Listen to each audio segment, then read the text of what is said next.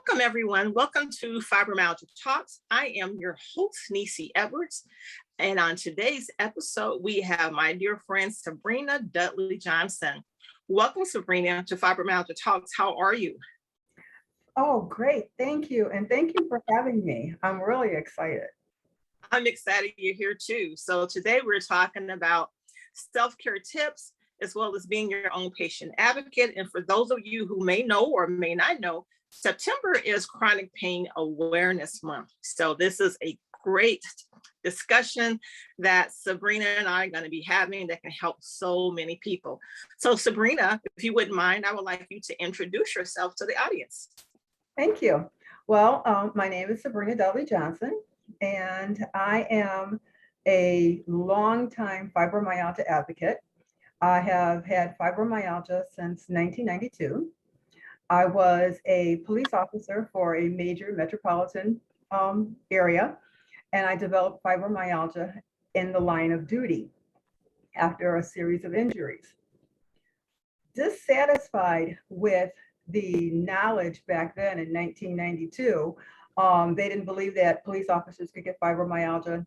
They didn't believe that Black women could get fibromyalgia. I started an organization called FACES. And we hosted several patient conferences. We helped with a lot of research, wrote a couple books, and I had a series of small or mini strokes, TIAs, and we had to disband the organization. Now that I'm recuperated and have some strength back, I'm ready to get back into the fibromyalgia advocacy pool.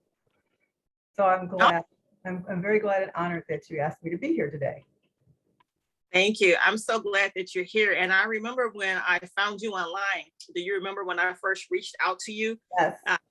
Tell you that I was researching information about African-American women leading fibromyalgia organizations because I could not find any information on fibromyalgia involving people that look like you and I. And yes. I had you and your organization, and we've connected ever since. About how long ago was that? Do you remember? Oh, let's see. Did I have a granddaughter back then? It's going to be at least 8 or 9 years now. Wow, that time has flown by, right? Yes, and I have been bouncing around the country from Milwaukee to New Orleans, back to the Chicago area, and our friendship has stayed strong. Yes, so it was so nice to meet you, and you were so kind and accommodating and answering any questions I have. So I'm so honored that you're here. So question for you, based upon when you was first diagnosed with fibro to where we are today, have you noticed any changes in terms of information that's readily available in general, especially information as it pertains to women of color with fibro? Because I don't know about your experience, Sabrina, but when I was first diagnosed, I didn't know of any other spoonies, other than myself, maybe exactly. One other. Exactly. As I said, when I was first diagnosed, I was actually one of the reasons I'm divorced is because a doctor took it upon himself to call my now ex-husband and tell him, quote, if she was a white woman, I would say she has fibromyalgia. But because she's Black, at the time I was 30 something, she's 30 something, she has a college degree, she's married, she only has 2 kids, and she has a professional career. She just won't accept her station in life. That was this doctor's diagnosis for what we now call fibromyalgia in Black women. I would go to patient conferences, to support groups, and I'd be the only Black person there. There was one time I went with a friend of mine who is Hispanic and has fibromyalgia, a male Black police officer who has fibromyalgia. We went to a support group, and after the group, a person walked up to us and said, can't you find any groups in your own neighborhood? Yes. What? Yes. I remember taking a van load of people. We had Blacks, Hispanics, men, women, law enforcement, civilians, to a major patient conference that was hosted by a major researcher. And during the Q&A, I stood up and I said, when is someone going to do research on people of color, law enforcement officers, and men with fibromyalgia? And this professor said, never, because they don't exist. Now, fast forward to today. There's a lot more information available on fibromyalgia, but there's a lot less support for patients out there in general. And still, people of color are being ignored unless someone wants to do a research project. Yes. Then they'll put out a call for African-American women or Hispanic women. They'll do their research project, and then you never hear from them again. Yeah. You don't know the results of the study, anything. And then they're not studying the things that are important to quality of life. Like, for instance, how easy is it for you to get your medication once it's prescribed? There are certain neighborhoods of color that don't have pharmacies. Or if they have pharmacies, they don't carry the medication that has been prescribed. When I was living in New Orleans, this was like 2 or 3 years ago, I got a prescription for low dose natrox, I can't say it, LDN. Yes. And I went to get it filled at the neighborhood pharmacy, and the pharmacist took himself to scream out in a crowded pharmacy, you know, this is prescribed for people who are drug addicts and overdose. And I'm like, How respectful. yes, I'm like, violation of HIPAA. Yes, that is what. You have no idea what this doctor has prescribed it for. So here I am defending myself as a chronic pain patient, quoting articles to this pharmacist as to why the doctor prescribed this medication for me. And I was like, I don't have to do this. You should not have put me in this situation. So I don't see an improvement in the way chronic pain patients of color are treated. Absolutely. And you know, the other thing, Sabrina, in addition to PHI and discrimination, that should not have been allowed. And if that pharmacist had any questions about anything, what should they have done? Pick up the phone and have a conversation with your doctor. They're not your doctor. They don't know what you're seeing the doctor for, what you've been diagnosed for. They're not privy to that information, nor should they be. You know, that's a conversation between you and your professional healthcare provider. That's so disrespectful. And think about the number of patients who have encountered that and in shame have walked away without getting any medication and suffering in silence with nonstop chronic pain. Exactly. And that's why I find that pain patients of color need to know self-help tips, but they also need to know how to be their own self-advocates. Because we might call someone and ask for help and we get dismissed. Well, that's not important. Well, everybody with fibromyalgia has some type of experience, or everybody with chronic pain has some type of experience. But it's not the same when it is based on color or ethnicity. Yes, that's so very true, because they're formulating and making their treatment decisions based upon this melanin, what they see, you know, and that's what they stop at. Yes, exactly. Back when I was an active advocate, I lectured before the U.S. Department of Health and Human Services, Office of Women's Health, Office of Minority Health.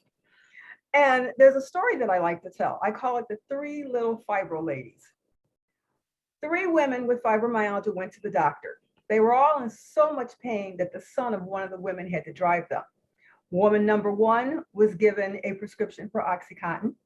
Woman number 2 was given a prescription for Tylenol with codeine. And woman number 3 was told to go to a psychiatrist. What was the difference between these three women who all had the same level of pain? Mhm. Woman number one was white. Woman number two was African American, and I was woman number three. We all confronted the doctor in the lobby because we were all friends. And we asked him what was his basis for this prescribing. And he said, everyone knows that Hispanics and Blacks have addictive personalities. What? Yes. And might I say, woman number one, the white woman, was an alcoholic. And he gave her Oxycontin. So today, with the war on opiates, pain patients are, what is it called? We are victims of the war, collateral damage. We're collateral damage.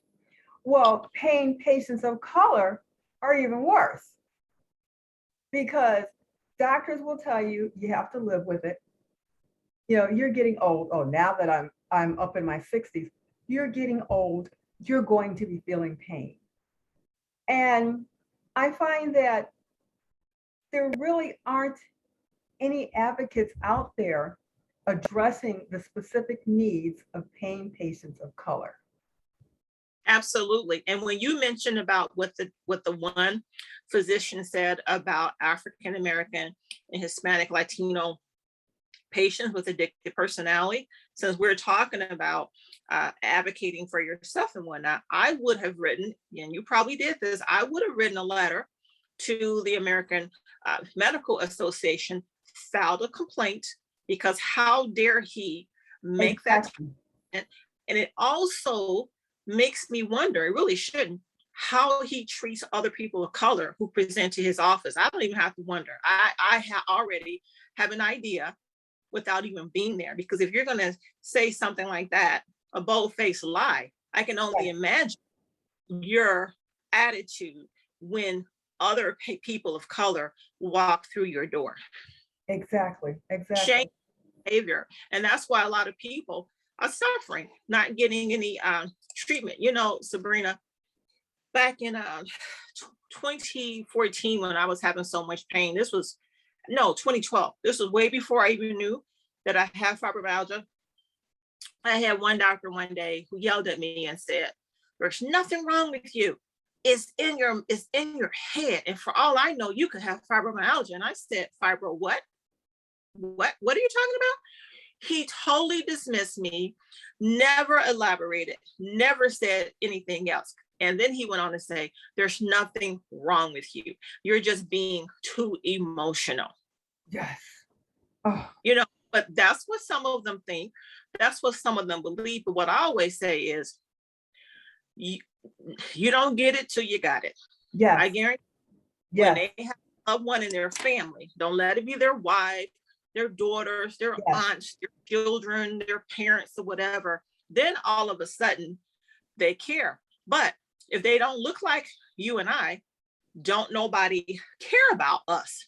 Yeah. And you and I are the only two women of color that I know that are staunch advocates when it comes down to this, who are not afraid of speaking out, sharing our patient journey, and our educate other people. Because you can be someone that's not a woman of color, you can have fibromyalgia experience and knowledge, and you do, but when it comes down to us, don't discount our feelings, don't discount our emotions. We have our own journey, we have our own battle that we deal with day in and day out. They can go in there and get the meds they need.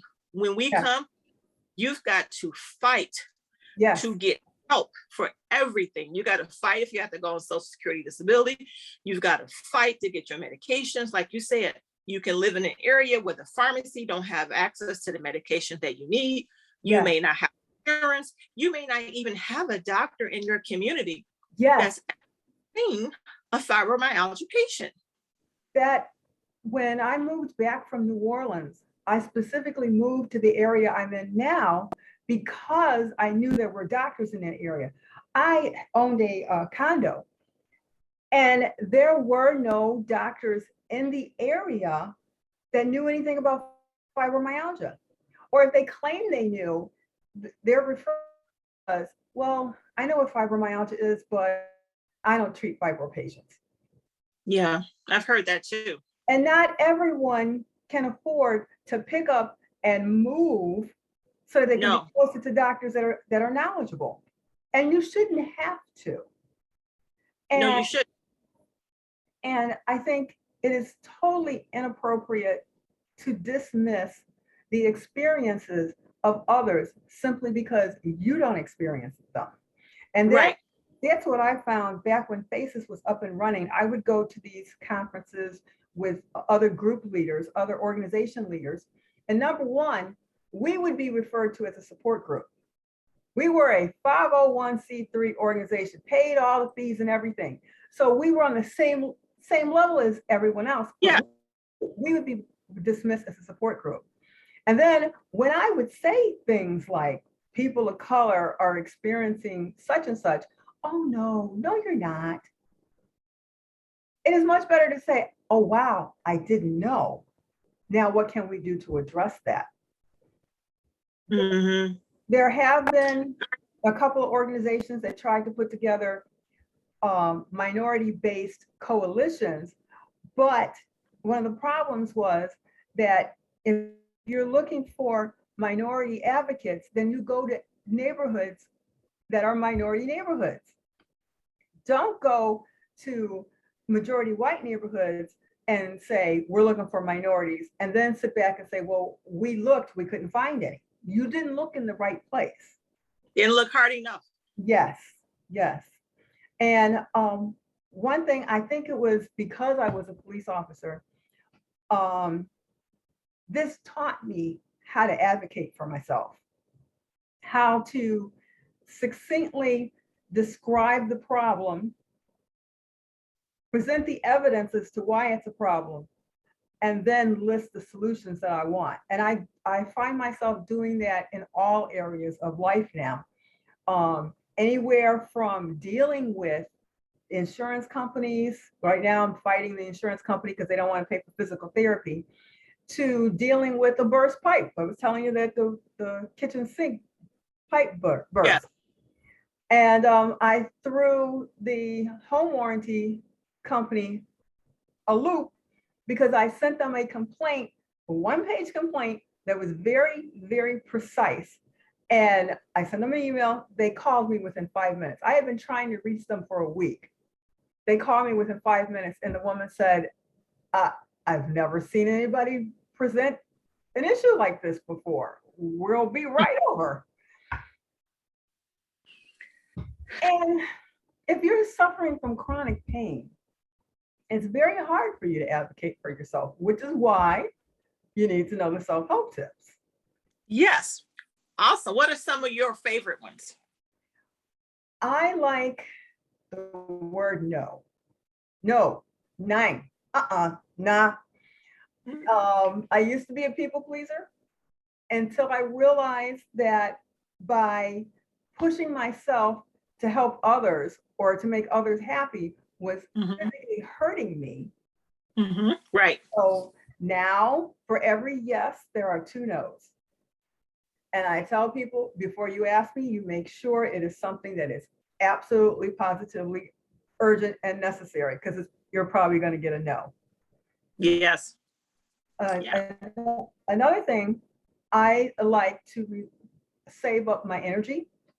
Yes. So if I know I'm going to be doing something that is going to deplete my energy, then depending on what it is, anywhere from 2 days to a week, I'm making sure that I rest and I don't do anything that's going to overexert me, so I can participate in whatever it is that's important to me. Yes, that is so true. I love that. Some of mine is I have mantras, things that I say, affirmations that are ingrained in me, because it's what, motivates me and empowers me. My number one mantra is stay on Hope Avenue.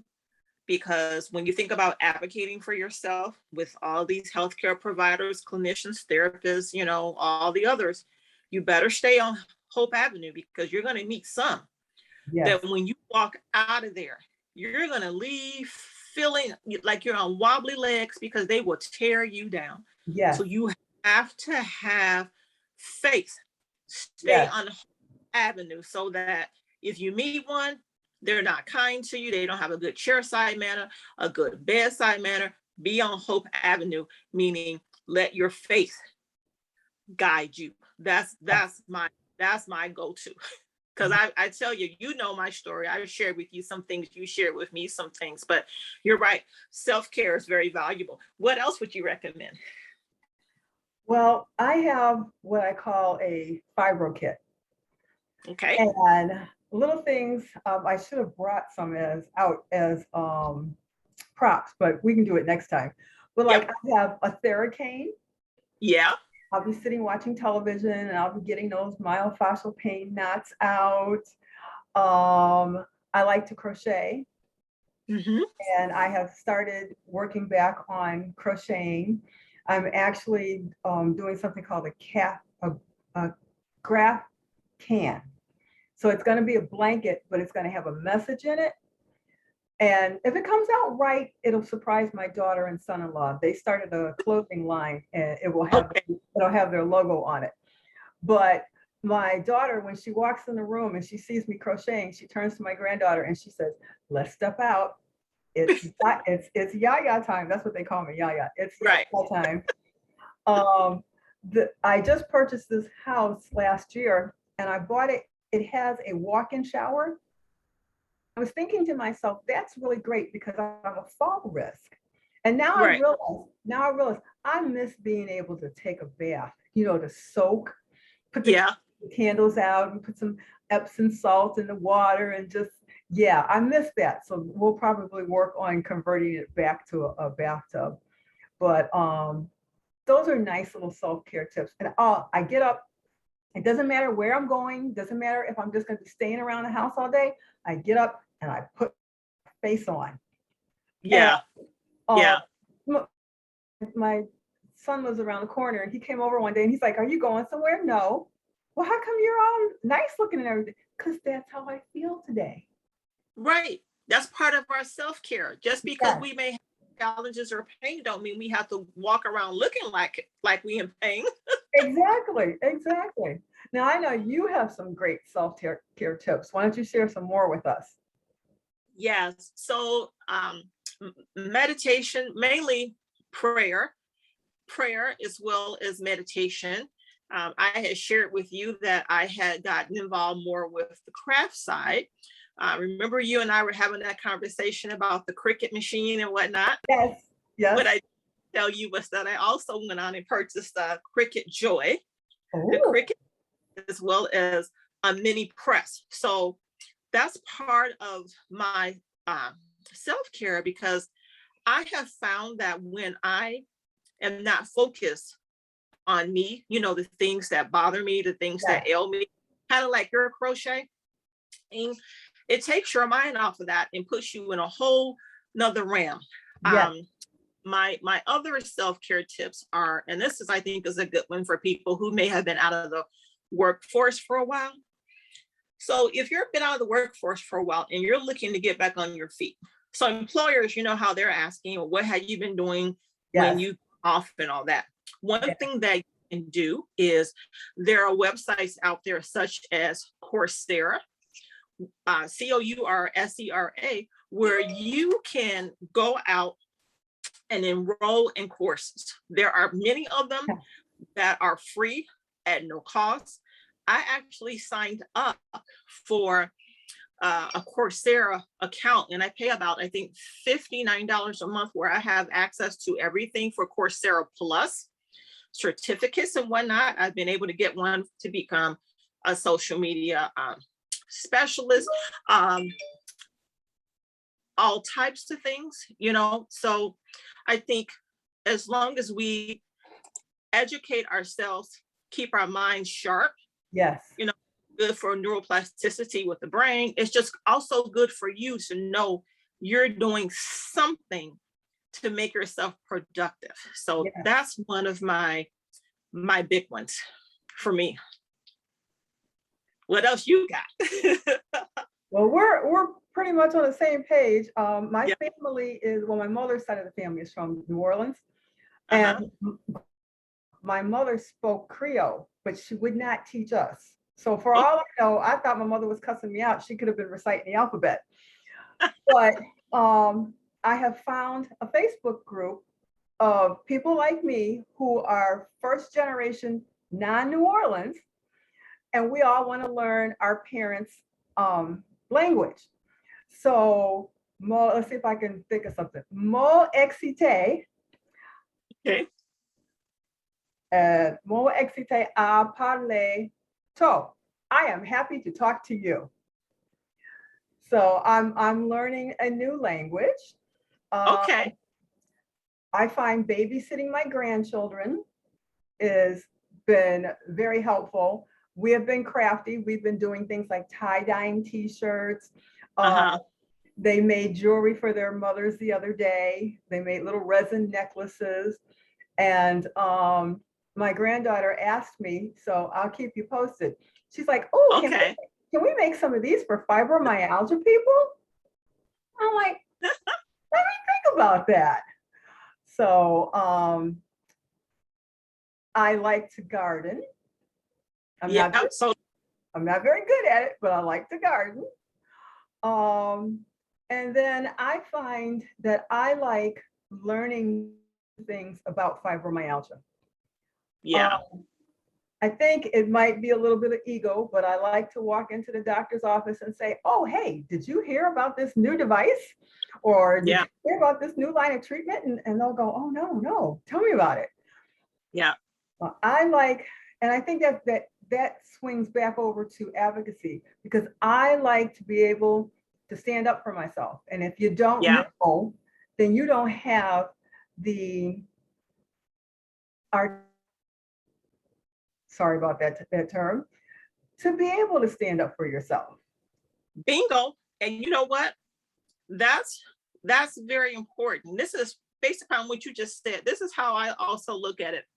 Maybe this is not the right word, but this is what's coming to mind. You gotta learn how to fight. So when I say fight, I'm not talking about this. Yeah. Okay. You can fight with our mind. Yeah. Okay. Because knowledge is power. Yes. We're good at what we do because we have the knowledge. Yes. It also is intimidating for some people, okay, because they'll say, these two women of color, they know too much about this. Who are they to try to tell us? Right. We're here to educate you, to educate yourself. And when you shared about the knowledge and talking to your doctor, you and I are definitely in sync, because I remember, Sabrina, printing out research that I had conducted about different trials and whatnot, go in there and say, hey, by the way, I read this, here's your copy, here's my copy. How does this impact me? Can this benefit me? And by the way, due to see you in 90 days or X number of days, however many, and I would like to have a conversation with you regarding this on my next visit. Now, I have some healthcare providers can't handle that. And you know what? Then you're not on Team Necie. Exactly. I have many that love me because they'll say, you are an informed patient, wish we had more like you. And I'll say, they're a lot like me, and that look like me. But the problem is, some people are afraid to ask you questions. I'm not afraid to ask questions because you're not treating me for free. You're getting paid. So I have a right to ask you a question. And even if I didn't have insurance, I still have a right to ask you questions. Yes. You've taken that Hippocratic oath, do no harm. That's your job. So you should want to have informed, educated patients, because the more informed and educated we are, it makes it easier for us to understand and to be compliant with our protocol. Yes. Yes. Just knowing that there's a thing called it's called the STEP protocol. I might be. You're right. Step therapy. Yes, step therapy. Being a patient and understanding that there's this thing called step therapy helps me realize, why are you giving me something that you know is not going to work? Yep. And I was just having this discussion with my daughter.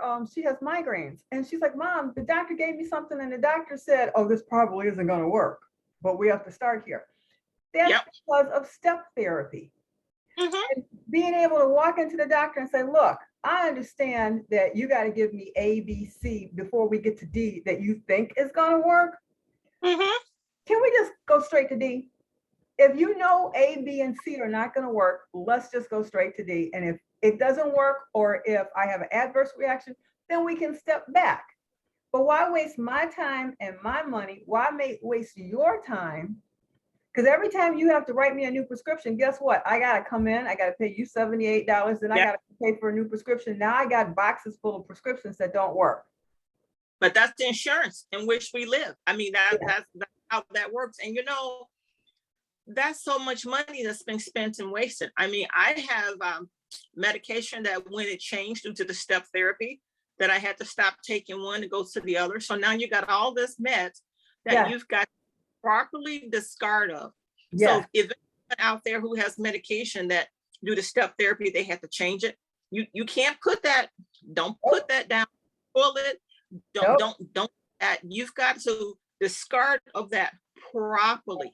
Yes, and please do not pass it on to somebody else. Oh no, don't do that. No, there's places such as Alco where you can donate that and they will properly dispose of it, but don't contribute to somebody else's health issues by giving them your meds because it's not prescribed for them. And I would not want that to be on my conscience, Sabrina, that I gave to somebody that either killed them or made them ill. Plus, it's not prescribed for them. Two, it's illegal to do that. I remember I went to a support group once, and it was my first day there, and everybody came in with these big bags. And then at the end of the meeting, the support group leader said, okay, let's set up the table over here. And I'm like, what are you doing? And she goes, oh, everybody who has medicine that they haven't used or that's no good for them, they bring it in, and somebody else who has been prescribed that medicine but can't afford it can take it. And I'm like, police officer here, you can't do that. That's called diversion. But knowing that there's this thing called step therapy, as a patient, you can sit down and talk with your doctor and ask them, please explain to me, what do you think is the probability that this step is going to work or the next step is going to work? Because in that way, I'll feel better taking step A for 6 weeks. Okay, it didn't work. Now we can move to the rest. But not knowing that that is what the insurance company requires helps build frustration for patients. It does, because they are not listening. When I was a patient at Mayo Clinic, they gave me my treatment protocol. They listed out about 5 different medications for my condition that they said would be something that would be beneficial for me. So it was kind of like, if they don't, if your insurance don't allow this, you can go here, here, and here. But they highlighted, Sabrina, in the medical documentation, the #1 preferred drug for me.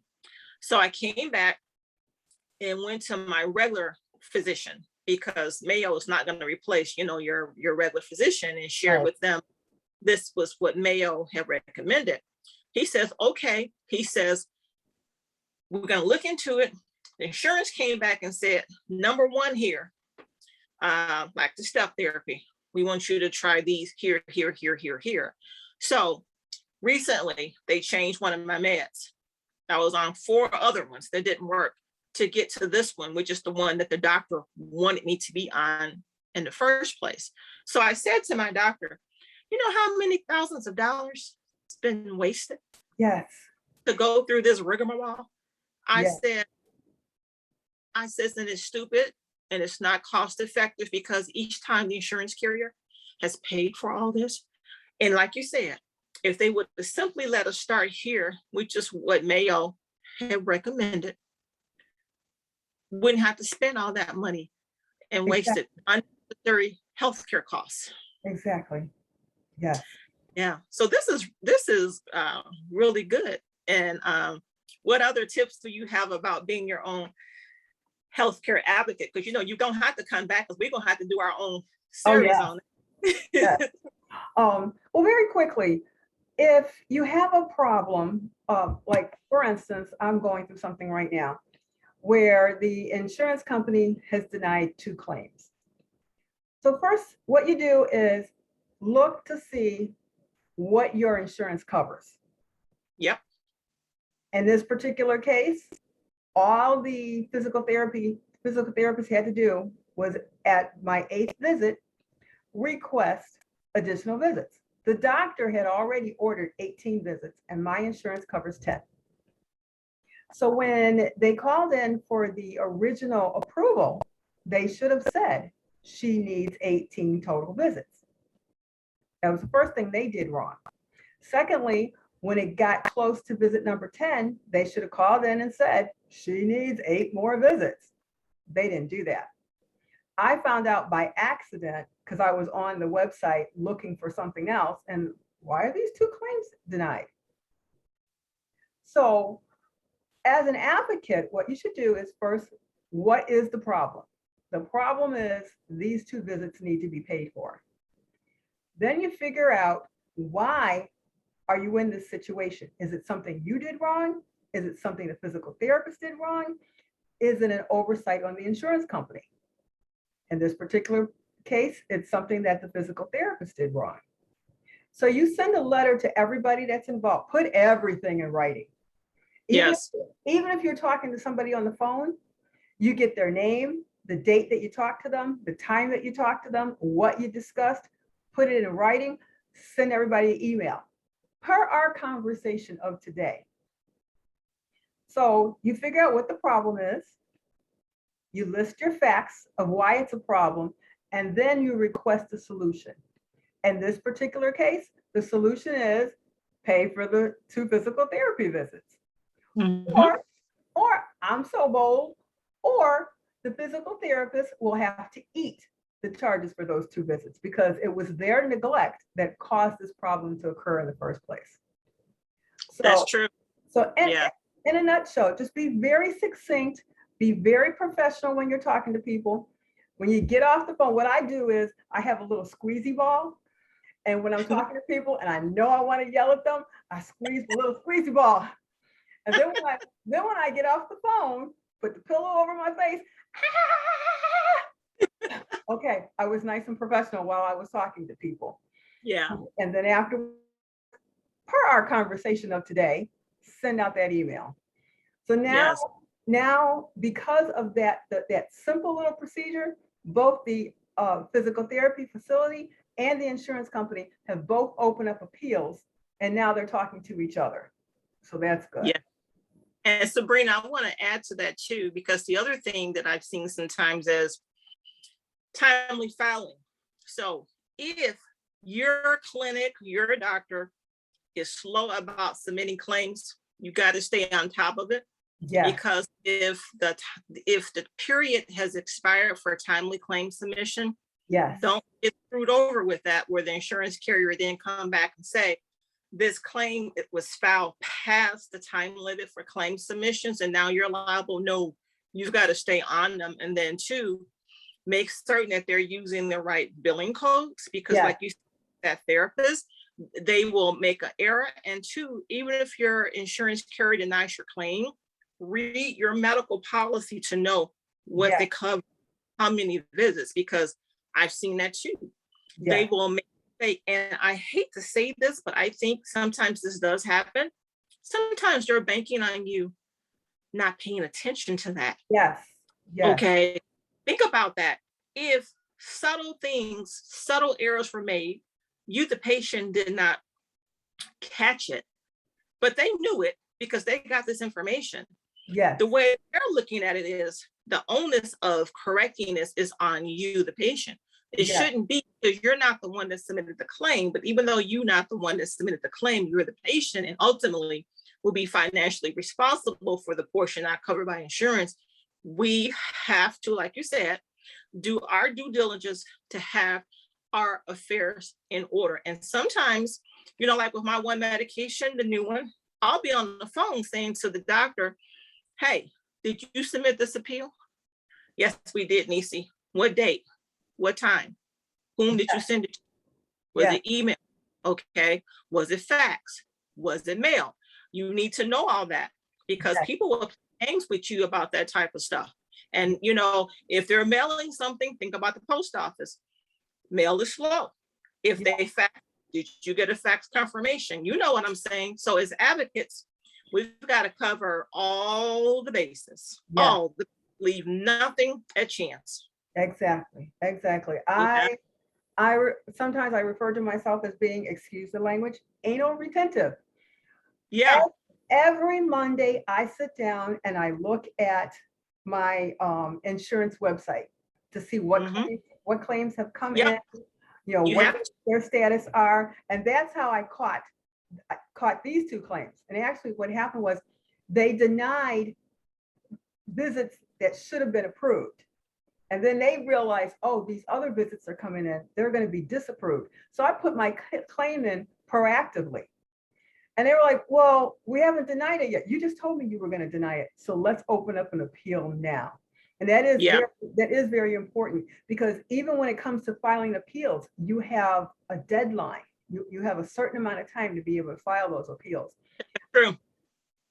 That is so very true. And if you're someone who are saying, hey, that sounds good, Sabrina and Necie, but I don't have time for all that, that's where you get maybe a caregiver or someone in your household or a friend, somebody trusted that can help you out there to your insurance website to look at that information, or pick one day a week, a certain time, where you actually go out there and look for it. And then the other thing, Sabrina, I want to mention based upon what you said is credits. So I had a doctor, I went in to see them. And so when it came down to paying my co-pays and whatnot, because co-pays can be expensive, especially sometimes can be $40. Your PCP can be $25 or even more, depending upon what type of insurance you have. And I found out that I had a $200 credit on account. So I said, okay, I got this $200 credit. I've been paying co-pays, been paying all this and whatnot. So dear doctor, this is what we're going to do. I want that money back. Okay, because I have doctors that I'm seeing. Okay, you've been paid. This is what's remaining that comes to me. Give me that money back, because I can pay that to get other care that I need over here, you know, or if I know that I'm having a procedure or something done that I'm going to have maybe potentially a large balance, okay, maybe I can put it on that. But again, it's my money, and you have to stay on top. I mean, think about it. This is basically can be a full-time job. Yes. And you may not have full-time time to do this, but that's part of being your own advocate. Now, everyone, if you're someone who's dealing with all this, Sabrina and I can help you. We're experiencing this. Yes. We live this, right, Sabrina, daily. So we know what. Yes. We know, we've seen a lot of the games that are being played, but what we want you to know is you've got to be your own advocate. Now, Sabrina, I look at myself as I call myself the health activist. That's one of my emails, but I also view myself as the fibromyalgia health detective, because it is being your own health detective to research all this. Would you agree? Yeah. Oh, yes, definitely. Definitely. And what I find is if you don't stay on top of things, things will get changed underneath you, and you don't even realize it. Yeah, that's true. And if you have health insurance through an employer, sometimes they don't give you a benefits manual. Right. So it is up to you. Get on the website and see what your benefits are. Call your HR department if you weren't given a benefits manual. And like you say, if you can't do it, you know, if your pain is overtaking, your fatigue is overtaking you, you can have a family member do it. Yeah. And I'm not sure about the procedure, but in the state of Illinois, you can apply to actually be paid to be the caregiver of a family member. So if everything is too much for you, but you have a family member that's willing to help you and they're unemployed, that's what we'll look into. Yeah. And I'll do some digging around, so the next time we talk, I can give you the information on how to do that. Yeah, I wonder if that is part of DOORS, Department of Rehab Services. Look I into think that. so. Yes. Yeah. And then the other thing I want to mention is if you're still in the workforce, and you know how, when you're applying for example, FMLA, MLA, and different things, let's say you have to go out then on short-term disability if you work for a large corporation, which is 6 months. And then you have to go, let's say, for long-term, that may be a year. A lot of these corporations use these absent management companies. That can be a huge issue because some of them will play games with you. So what happens is that if you work for a large corporation, you're currently working, and you may have to be off due to your chronic illness to get care, then every month you may, depend upon your company and the way they're set up, every month you may have to certify why you may need to be off work. There's a form that your doctor's office, your specialist, has to complete. Notice specialist, because not just your PCP, because they may not recognize that. It's your specialist, your rheumatologist, your cancer specialist, your whomever, okay, needs to complete. They'll fax or mail that form in. The game starts when they fax it or mail it over. Some of these companies will say they didn't get it.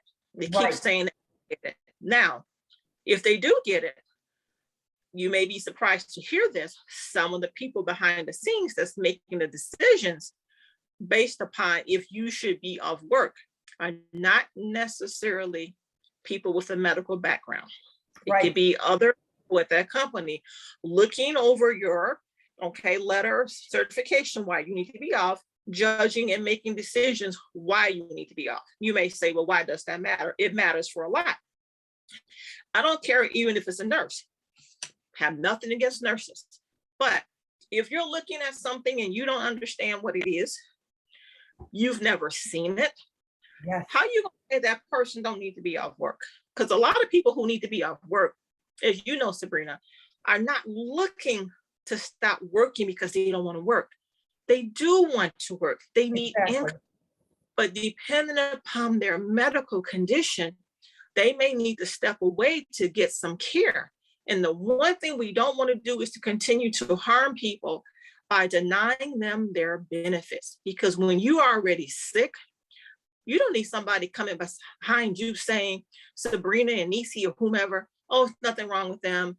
They don't need to be off work. You haven't walked in our shoes. You haven't lived this. So you don't know. But that's what's happening sometimes. People behind the scenes making decisions about they're ill-equipped and uneducated about. And I've seen a lot of that. In fact, I've even experienced that. What's really frightening when it comes to fibromyalgia and other forms of chronic pain is your paperwork might be sent to a doctor, but that doctor is not qualified to make decisions about someone with fibromyalgia or other forms of chronic pain. Absolutely. And when I was fighting, like I said, I got injured on the line of duty. And when I was fighting for my disability, they were sending my paperwork to their doctor, and his response always was, I'm not qualified in the area of fibromyalgia, but I don't believe it exists. See? Whereas the physician I was going to see was one of the top physicians in fibromyalgia. And so here you are, you find yourself, you've got a really good doctor, but the decisions on the insurance company side or on the employer side is being handled by somebody who is incompetent. Very much so. And at that point, you can no longer be a self-advocate. That's when you need to reach out to an attorney. Yes. And you want an attorney who is knowledgeable and experienced in workman's comp or in FMLA or just disability in general. You know, don't go to your real estate cousin who's an attorney, you know. Yeah, he's real estate, right.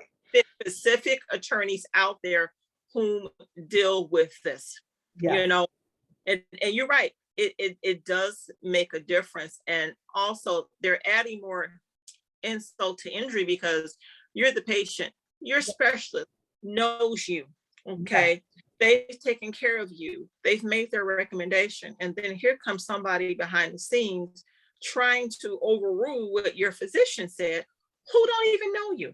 Right. They've Who's never even who's treated you. never examined you, you know, Nothing. and then, Nothing. and then I don't know about other chronic pain disorders, but we know with fibromyalgia, you may be able to get through a residual functional capacity exam, but then 2 days later, you're bedridden. Yeah, you are. They look at what you can do in the moment. They don't look at how it affects you. And it could be 2 weeks later, you're still bedridden. True. So that's A lot of yes. And that's another thing I find to be frightening. If you are going to make a decision on somebody based in chronic pain, then you need to know how that chronic pain condition affects them. Yes, you do. You do. And then, the other part of that is making judgments, because these are all their perceptions. It has nothing to do with you, the patient. Right. Okay. Using myself as an example, I'm not one who can take a lot of medications because my system sensitivity. Somebody else can be the type of patient that they can prescribe a whole lot of meds and may not bother you. Mm-hmm. I'm a patient, you can give me something and it can just make me bedridden, where I'm just sick and I'm just totally out of it, and it shuts my system down just like that. So I feel, Sabrina, that there is no consideration for differences in patients. And if you haven't seen many patients in this, because sometimes they're experimenting on us, they know this is outside of their scope. And what they're saying is, I've never seen this before, but I think I can do this. And I've even said to some, no, this is outside your scope. How many patients like me have you seen? Yes. Because if you haven't, don't play with me. I don't have time for that. You know what I'm saying? Don't play with me. You may have a good intention, but if I'm sick, that's not the time to be, trying to figure it out, because I need you ready. Exactly. I really need you ready. It took a lot, which I'm sure for you, to get a good healthcare team. I got a good team in place, but Sabrina, I had to have 7 second opinions to get to where I'm at today. People out there saying, oh, I've had more than that. It's true. Many people have had to have more. Some people may looking at that saying, oh, it don't take all that. Well, if you walk in the door and they don't properly diagnose you, they don't care about you. It's like that and a whole lot more. Yes. Or as a police officer, when I finally started getting my records, and my attorney and I were sitting and going through my records, we found one set of records. I could just envision this doctor was sitting there crying when he wrote it. I had been diagnosed with fibromyalgia as a result of injuries on the job. And because of that, the job was meddling in my healthcare. Well, we're paying for her to go to the doctor, so therefore you're going to give her a diagnosis we want to hear. And the doctor wrote, she has fibromyalgia, but her job won't accept the diagnosis. I don't know how to help her. And it wasn't, I don't know how to help her because she has fibromyalgia. It was, I don't know how to help her because there's this entity that is inserting itself into her care. Absolutely, because he's doing all that he know how to do, but he's also saying, like you said, I can manage this over here, but you all are the one that, trying to get you to understand, change your mindset, change your thinking, being receptive, being open, because sadly to say, Sabrina, sometimes they just don't care. Sabrina, in the beginning, when I had so much pain and I can barely get out of bed, had to crawl to get out of bed, I had doctors who would just be totally dismissive. I remember once I saw a rheumatologist who told me, I don't want to treat your fibro. Her exact words was, I do not want to treat fibromyalgia. If you had RA, rheumatoid arthritis, that's fine. That would be sexy. I can get you Humira or this or that. Fibromyalgia? No, I don't want to treat that. People may be saying, but why? It's because This is not a magic drug you can give me that I can self-inject for pain. This is soft tissue. It don't work like that. And Yeah. they're going to have to spend time with us because I feel it's a body, mind, spirit approach to this protocol. You know, we've been torn down and beaten down for so long by the medical establishment. And when we come to your office, those of you that keep putting us off, not giving us proper medical care, being very dismissive, you're really setting back the fibromyalgia community. You're setting back not just our community, but the chronic pain community as well. Yes. And I would rather a doctor tell me, I don't know what to do, than to say, I don't treat fibromyalgia patients. Yes. Okay, well, obviously you don't treat fibromyalgia patients because you don't know what to do. So why don't you be diplomatic and say, I don't know what to do, but I will help find someone who does. Yes, that's different. That's more empowering. In fact, the one doctor that I see, my PCP, one of my doctors, what he said to me that I thought was life-changing was one day he sat me down and he says, Necie, I don't have all the answers for fibromyalgia, but I can promise you this. I will work with you. We will put together a team approach. He says, because I want you to understand, I don't have all the answers. It's going to take different doctors. We need a team approach. And that's how I can best support you. And you know what? For me, that was game changing. That was life changing. Yes. And that's what you need. That's what you want versus I don't treat that. Yep. Then where do you go? Exactly. Exactly. And it makes you feel, when they say, I don't treat, it makes you feel like there's something wrong with you. When it's really, Right. It's their inadequacies as a healthcare provider. Just say, I don't know what to do. Right. Okay, next. Right. You know, just say that, this is outside my scope. If you're not comfortable saying that, simply say, I really don't have any experience treating other fibromyalgia patients. You're the first patient that I have seen with this that exhibit these symptoms that could be it. Let's look at what else we can do versus I don't treat that. But notice they didn't tell you that until after they got your money. Right. Right. Yep. Yep. Well, it was so good having you here with me today. So you must come back, and before you leave, give us 2 more tips. 2 more tips. Well, don't push yourself. I call it what color is your day? Love it. Yeah, what color is your day? If it's a green light day, you can do whatever you want. If it's a yellow light day, I might be able to do 1 or 2 things. If it's a red light day, I'm going to be crawled up underneath the covers. And so what I do in the morning, I ask myself, what color is my day today? It's a green light day. Okay, I've got 10 things on my list. I'm going to do 2. So don't push yourself and give yourself the ability to say, I just can't do it today. Yes. And there's nothing wrong with that. Yes. Yes. Now tell us about your website for those that want to reach out to you, Sabrina. It is the fibroDiva report. www.fibrodiva.info.